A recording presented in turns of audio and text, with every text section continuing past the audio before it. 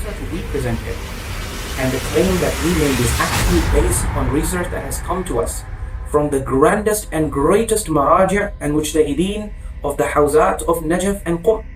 But the interesting thing is that the Maraj'e and mujtahideen, the Hawzat of Najaf and Qum, if you read their advanced level writings, the problem is that many of these speakers who sit on the minbar, they're not familiar with these advanced level writings. They haven't bothered to read them and they're not aware of them. They don't know what researches are going on at the highest level.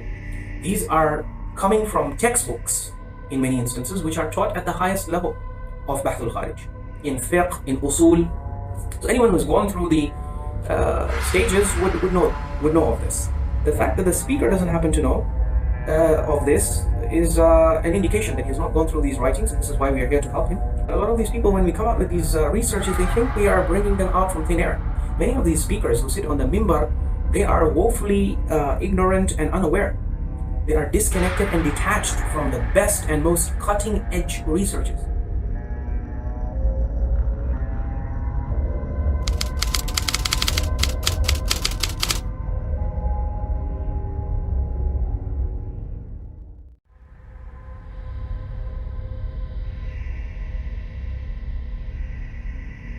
So, who says this? Who removes Imamah from the daruriyat of deen?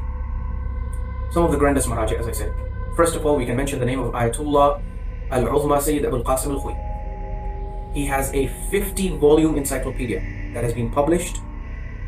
It's called Mawsu'atul Imam al-Khoi, the encyclopedia of Imam al-Khoi, in 50 volumes. And in this volume 3, you go to page 53, where he has the mabhath on this. So he talks about the daruriyat of deen, the absolute, essential, non-negotiable usul and beliefs of deen without which you cannot be accepted as a Muslim. And he lists only 3. He says at-tawheed, nubuwwah, and ma'ad. There's no mention of imamah in the daruriyat of deen. So this is the important thing to understand, is that these ulama and maraj'e and mujtahideen who are removing imamah from the daruriyat of deen, it's not that they're not familiar with these narrations. If we are familiar, then you can imagine at their level, you cannot afford to not know these narrations.